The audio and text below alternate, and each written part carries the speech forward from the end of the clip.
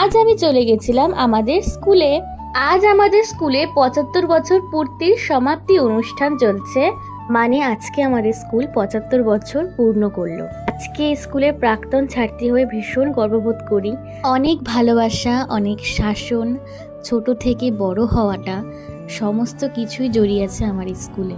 আজকে এখানে গায়িকা হিসেবে গিয়েছিল আরাত্রিকা, যে জি বাংলা সারেগামাপায় প্রথম গণসঙ্গীত নিয়ে গিয়েছিল। সেই মেয়েটি আজকে পারফর্ম করছে।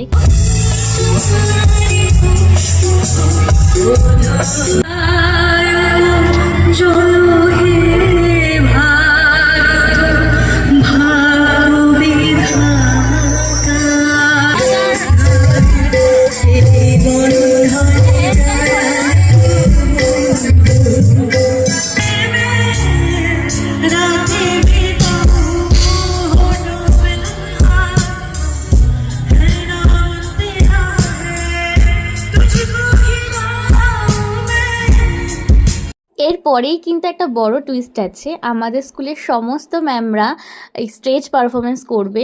তো প্রত্যেক বছরই করে থাকে, এই বছরও করবে। তো চলো ভিডিওগুলো দেখতে থাকো।